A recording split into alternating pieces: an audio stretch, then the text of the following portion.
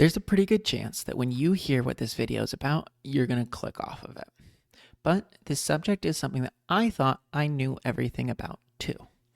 And when a recent problem had me digging around on the interwebs, I was surprised at how little I knew about them. So, what is this subject that I encourage you to stay tuned and hold on with me for? It's formatting strings. Formatting strings are something that on the surface appear really simple, but what we're going to review today are 5 examples of things that I didn't know until I looked into them, and I bet you won't know at least one of them too. So let's jump into Power BI and let's take a look. All right, so here we are on number 1, starting off on our first example. And that's, did you know you can create a custom format?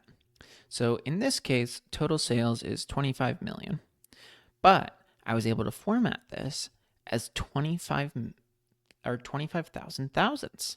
So how did I do that?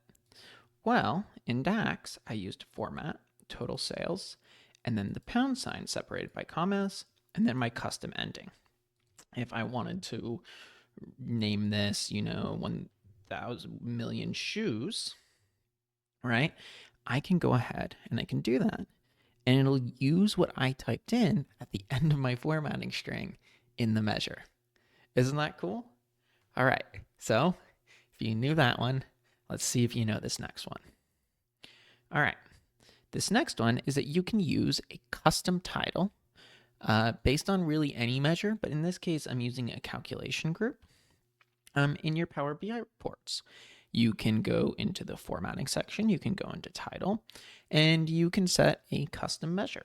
So in this case, I set it to dynamic title, and my dynamic title was essentially the selected value of the calculation group. So as I navigate around, right, obviously right now I have it on calculation group, current year, but if I were to uncheck that and go prior year, the title of the visual would switch to prior year.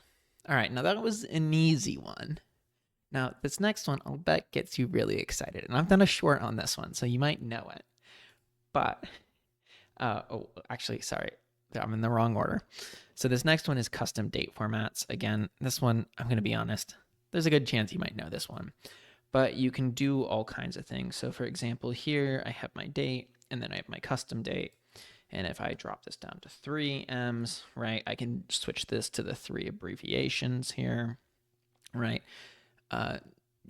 There's some pretty cool stuff you can do with date formatting. If I didn't want this comma, I can go through and I can delete this, and now I won't have a comma.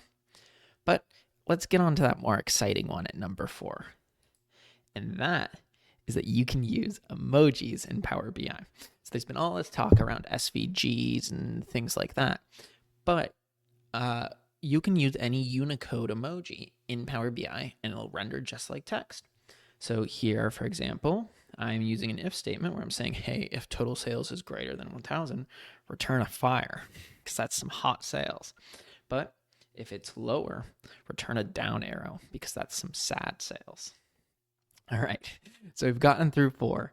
What is the 5th one? So the 5th one is localization. So in this case, I formatted something as currency. So I formatted total sales as currency, and then I localized it in the German euro. If you ever work for a multinational company, this is something you might need to do in Power BI. Okay, I'll admit it. This video maybe isn't quite as exciting as I thought it would be when I was making the first clip. But these are little tiny things that if you're working with Power BI and every single day that you learn. And I don't know, small things like this, when I discover them, kind of make me happy. So if you enjoyed this video, please consider subscribing and maybe learning about some of the small things with me. And if you're interested in what I do professionally or learning a little bit more about me, consider checking out my LinkedIn. And I hope you enjoyed the video. Thanks for watching.